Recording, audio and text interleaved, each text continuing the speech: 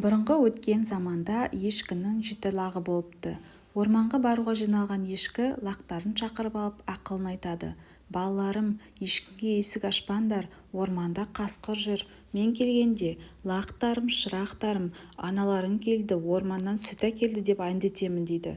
Осы кезде терезе сыртында тұрған қасқыр оның сөзін естіп қалады. Ешкі кетісімен қасқыр есікті қағып өзінің жуан даусымен оның әнін айтады. Бірақ лақтар оның бөтен дауыс екенін біліп, есікті ашпай қояды. Қасқыр саудагерге барып бор сатып алады. Бордың бір кесегін жегенде даусы аздап жіңішкереді. Осы дауыспен ән айтып еді, лақтар тағы да алданбады. Қасқыр ұстаға барып өзінің даусын жіңішкертіп жасатып алды. Даусы ешкінікі сияқты жіңішке болып шықты. Бірақ жаңа дауыстың да көмегі болмады. Лақтар аяғын көріп қойды, ашпай қойды. Қасқыр жылдам наубайшыға барып, аяғына себетін ұн сатып алды. Қасқыр есік алдына қайтып келді. Ақ аяқтарын лақтарға көрсете созып тұрып, әнге басты.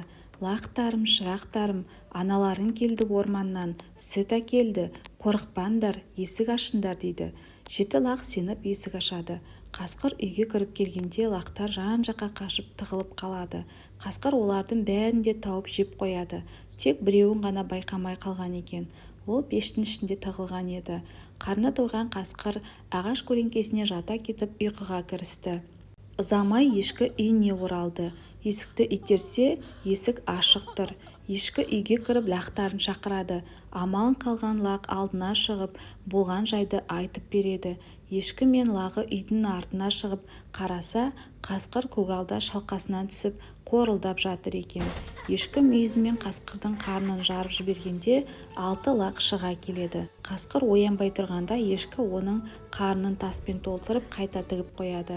Шөлдеген қасқыр су ішпек болып құдыққа барады. Сол кезде ішіндегі ауыр тастар оның төмен тартып, қасқыр құдыққа құлайды да батып кетеді. Ешкі болса балаларын енді жалғыз қалдырмауға уәде етеді.